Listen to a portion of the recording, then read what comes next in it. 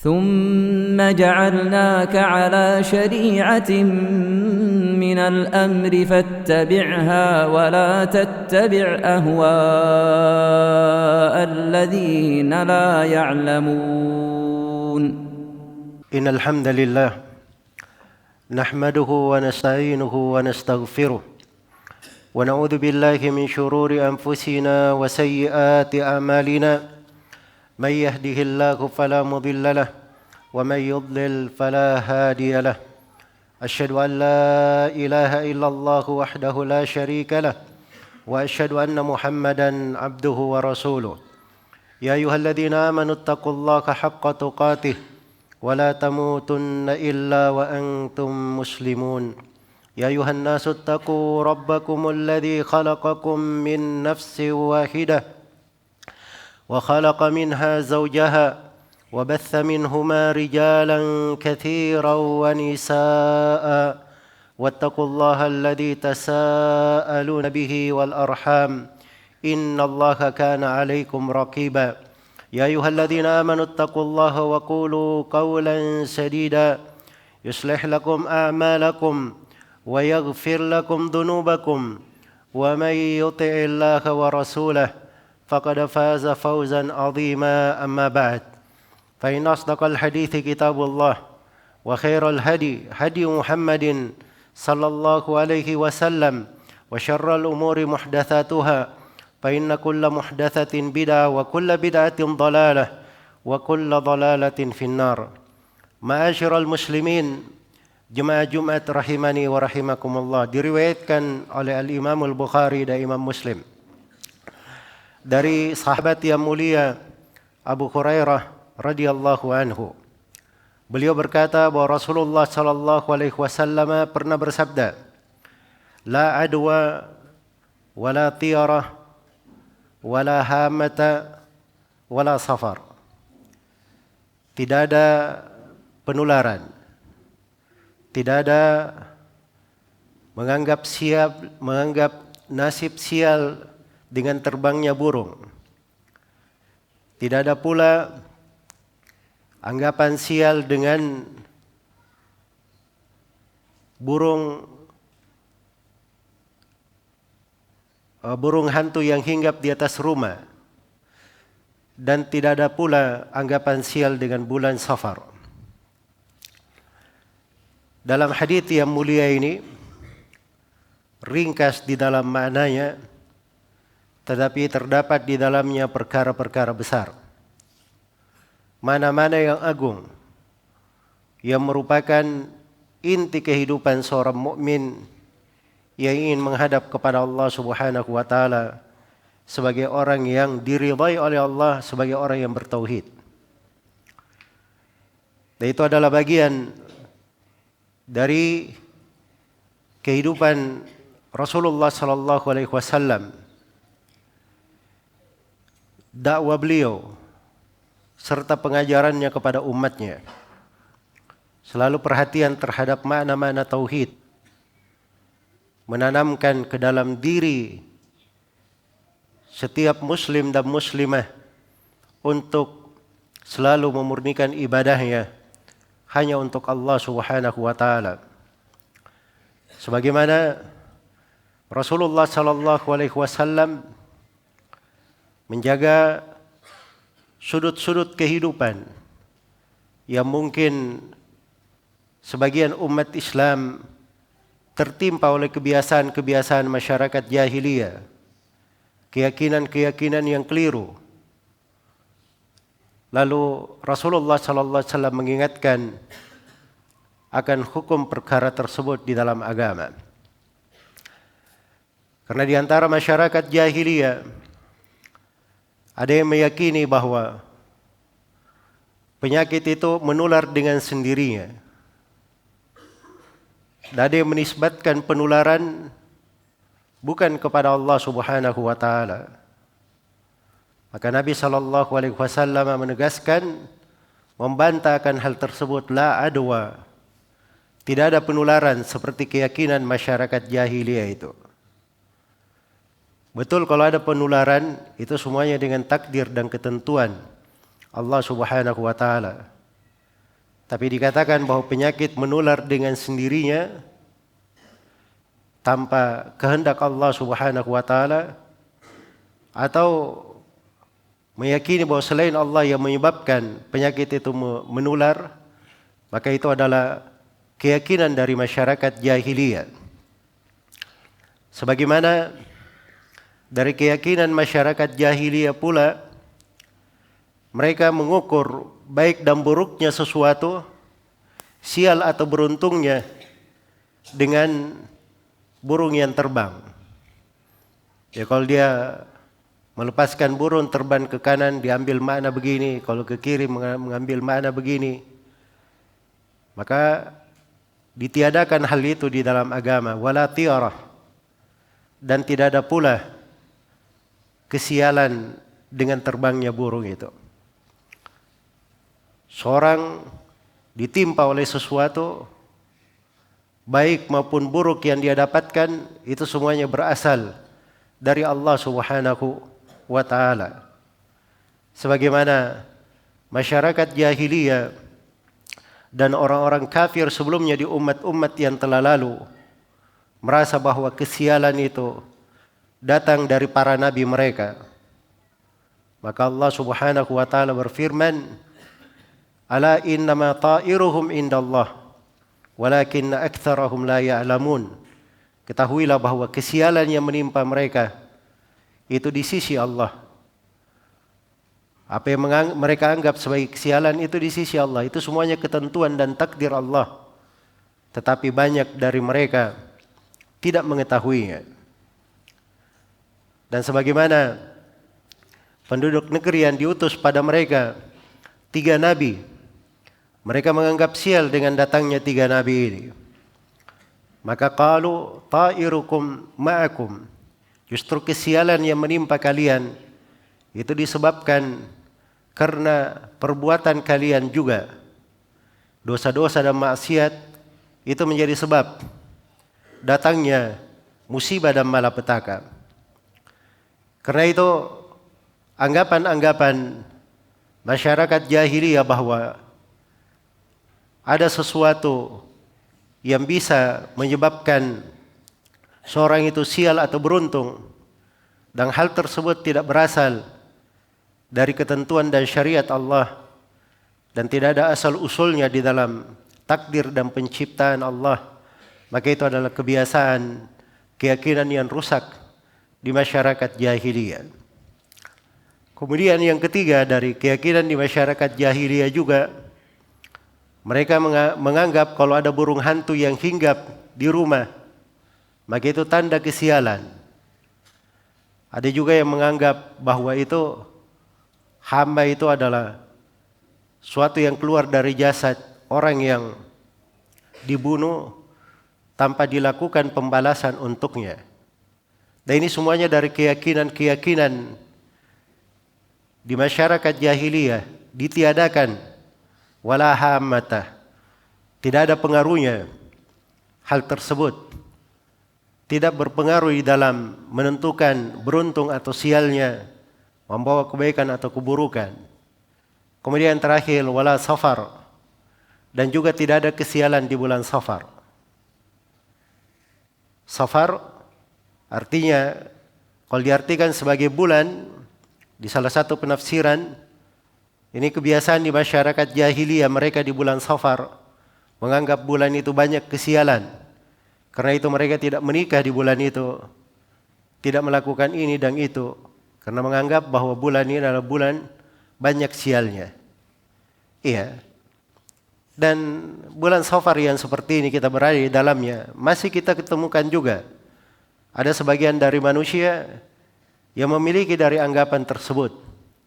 Dan itu adalah anggapan dari masyarakat jahiliyah. Dan sebagian ulama ada yang menafsirkan bahwa Safar itu adalah penyakit yang berada di dalam perut, yang bisa berpindah dengan sendirinya membahayakan orang lain. Dan itu juga dinafikan wala safar.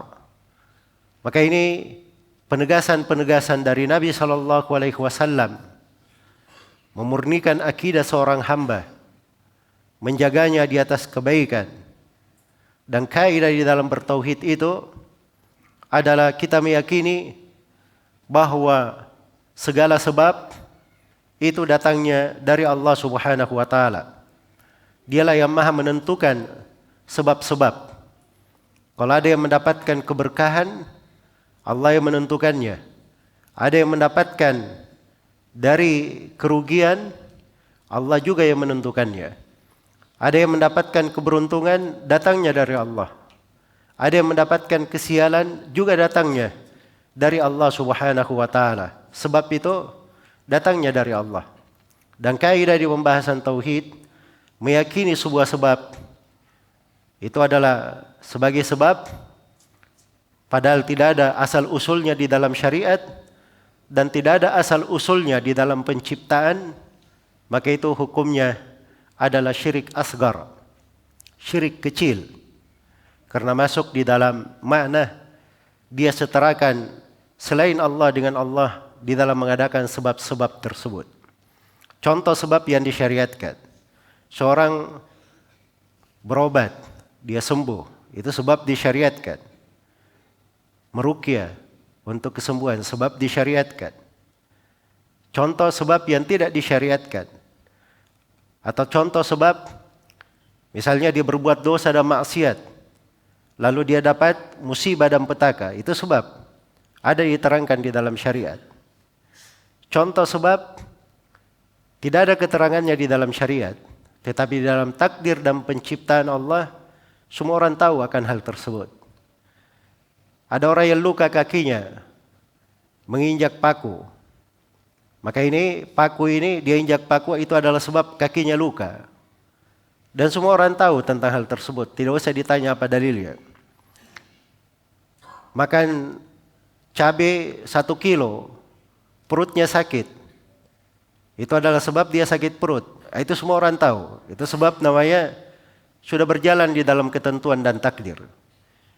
Ya, kalau ada dua sebab ini, maka itu tidak ada masalah. Tapi tanpa dua sebab ini, diyakini ada sebab, itu masuk ke dalam syirik kecil. Dia gantung jimat-jimat dengan alasan bisa menolak bala. Maka ini syirik kecil, karena tidak ada di dalam syariat perintah akan hal tersebut, anjuran, bahkan itu adalah hal yang dilarang.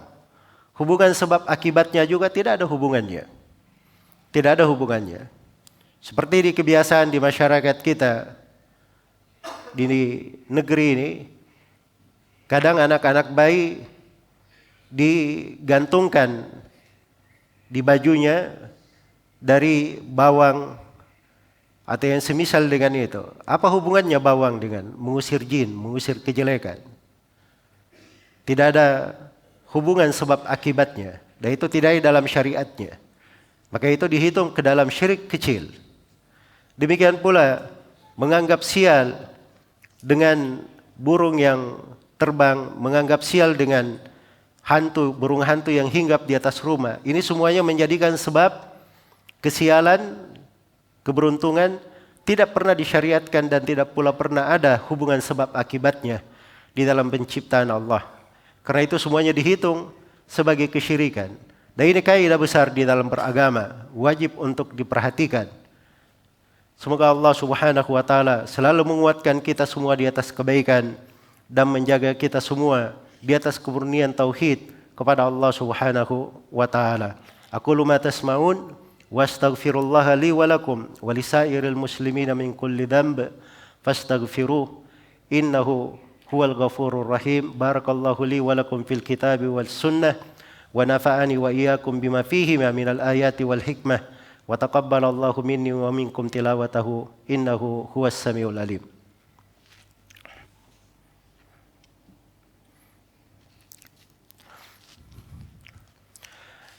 Alhamdulillahi ala ihsani wa syukru lahu ala taufiqihi wa amtinani. Asyhadu an la ilaha illallah wahdahu la syarika lah ta'dhiman li sya'ni wa asyhadu anna Muhammadan abduhu wa rasuluh ad-da'i ila ridwani sallallahu alaihi wa ala alihi wa ashabihi wa ikhwanihi amma ba'd. Allah Subhanahu wa taala berfirman kepada nabinya, wa'bud rabbaka hatta ya'tiyakal yaqin. Beribadahlah engkau kepada Rabbmu selalu di atas ibadah sampai kematian datang menjemputmu. Karena itu makna-makna dari tauhid harus selalu diperhatikan di segala waktu di dalam kehidupan. Dan perlu diingatkan manusia makna-makna tauhid ini dari sabda Nabi sallallahu alaihi wasallam. Karena memutus bentuk-bentuk kesyirikan sebagaimana yang disebut di dalam hadis itu adalah bukti ketulusan cinta seorang hamba kepada Allah Subhanahu wa taala. Walladzina amanu asyaddu hubban lillah. Orang-orang yang beriman itu lebih besar kecintaannya kepada Allah. Dan itu menunjukkan rasa takutnya yang benar kepada Allah Subhanahu wa taala. Fala takhafuhum wa khafuni in kuntum mu'minin. Jangan kalian takut kepada mereka, tapi takutlah kepadaku kalau memang kalian orang yang beriman. Dan itu menunjukkan tawakalnya kepada Allah telah benar. Wa may yatawakkal 'ala Allah fa huwa hasbuh wa 'ala Allahi falyatawakkalul mu'minun.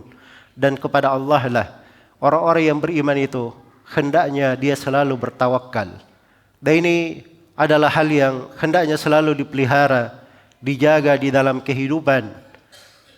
Memperhatikan dari mana-mana tauhid dengan mempelajarinya.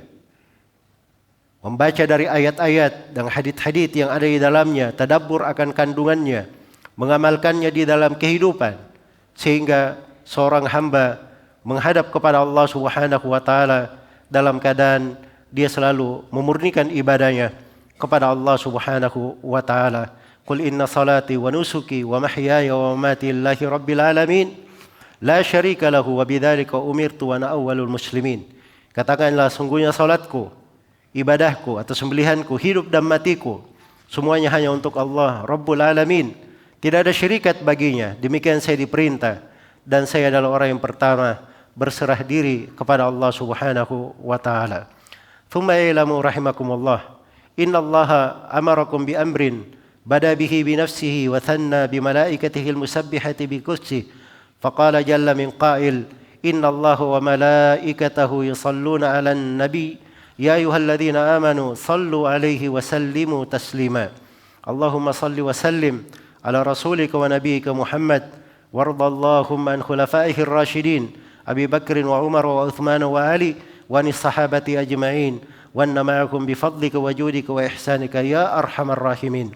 Allahumma ighfir lil muslimina wal muslimat wal mu'minina wal mu'minat al ahya'i minhum wal amwat innaka sami'un qaribun mujibud da'wat wa ya qadhiyal hajat. Allahumma ati nufusana taqwaha wa zakkiha anta khairu man zakkaha anta waliyuha wa maulaha. Allahumma aminna fi awtanina wa aslih ulata umurina warzuqhum bitanatan salihatan tu'inuhum ala ta'atika bi rahmatika ya arhamar rahimin. Man aradana wa biladana bisu'in fashghilhu bi nafsihi waj'al kaidahu fi nahri waj'al tadbirahu tadmiran alayhi ya qawiyyu ya aziz. Rabbana zalamna anfusana wa in lam taghfir lana wa tarhamna lanakunanna minal khasirin. Rabbana ighfir lana wa li ikhwanina alladhina sabaquna bil iman ولا تجعل في قلوبنا غلا للذين آمنوا ربنا إنك رؤوف رحيم. ربنا اغفر لنا ولوالدينا وللمؤمنين يوم يقوم الحساب. ربنا آتنا في الدنيا حسنة وفي الآخرة حسنة وقنا عذاب النار. عباد الله إن الله يأمر بالعدل والإحسان وإيتاء ذي القربى وينهى عن الفحشاء والمنكر والبغي يعظكم لعلكم تذكرون. فاذكروا الله العظيم الجليل يذكركم واشكروه على نعمه يزدكم ولذكر الله أكبر والله يعلم ما تصنعون.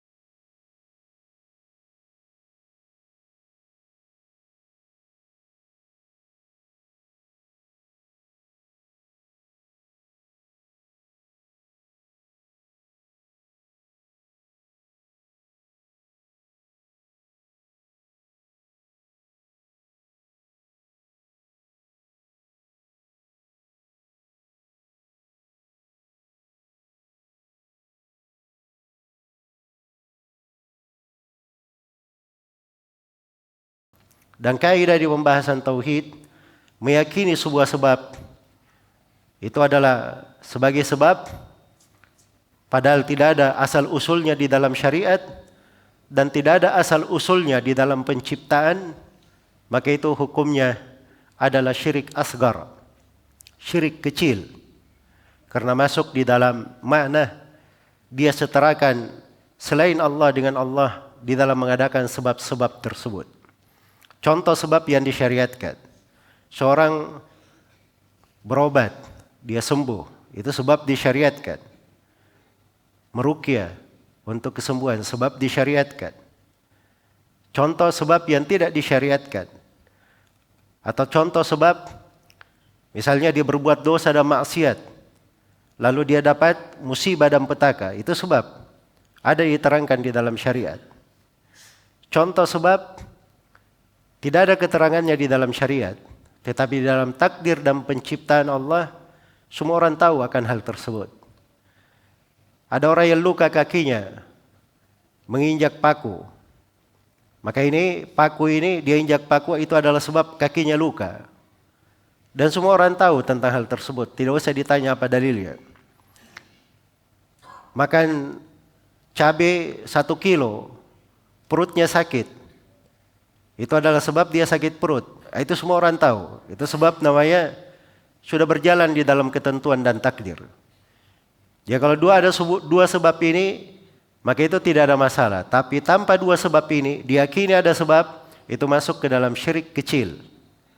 Dia gantung jimat-jimat dengan alasan bisa menolak bala. Maka ini syirik kecil. Karena tidak ada di dalam syariat perintah akan hal tersebut. Anjuran, bahkan itu adalah hal yang dilarang. Hubungan sebab akibatnya juga tidak ada hubungannya. Tidak ada hubungannya. Seperti di kebiasaan di masyarakat kita, di negeri ini, kadang anak-anak bayi digantungkan di bajunya dari bawang atau yang semisal dengan itu. Apa hubungannya bawang dengan mengusir jin, mengusir kejelekan? Tidak ada hubungan sebab akibatnya. Dan itu tidak ada dalam syariatnya. Maka itu dihitung ke dalam syirik kecil.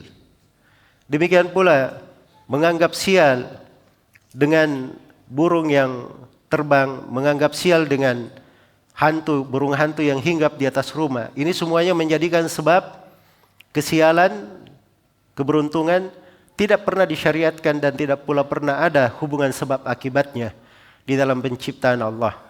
Karena itu semuanya dihitung sebagai kesyirikan. Dan ini kaidah besar di dalam beragama, wajib untuk diperhatikan.